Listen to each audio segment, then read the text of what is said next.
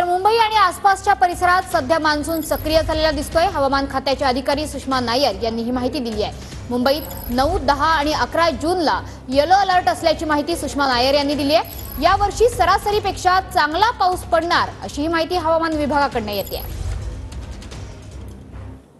Scientist Sushma Nair आपल्या सोबत आहे। आज आपण त्यांच्याशी खास बातचीत करणार आहोत। मॅडम, आम्हाला सांगा की कशा पद्धतीने मॉन्सून जी आहे त्याची परिस्थिती सध्या महाराष्ट्र मुंबईमध्ये असणार आहे।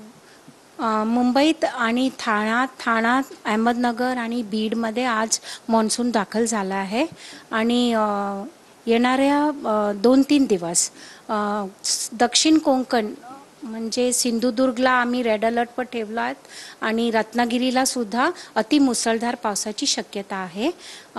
ठाणे, मुंबई आणि रायगड आणि पालघर ह्या उत्तर कोकणात पण मुसळधार पावसाची शक्यता आहे, विजांचा कडकडाटसह। मुंबईमध्ये मुंबईकरांनी काय काळजी घ्यायला हवी असं काही आहे का? दिसते तुम्हाला येलो अलर्ट किंवा रेड अलर्ट अशा पद्धतीचं काही अलर्ट आहे का? मुसळधार पाऊस पडणार आहे का? मुंबईला आम्ही 2-3 दिवस 9, 10 आणि 11 मुंबईला येलो अलर्टवर ठेवला आहे। ठाण्याला सुद्धा 1 दिवस ऑरेंज अलर्ट दिला आहे। अतिमुसळधार व्हेरी हेवी रेनची शक्यता आहे। कॅमेरा पर्सन हरीश नेगीचा, गिरीश गायकवाड, TV9 मराठी, मुंबई।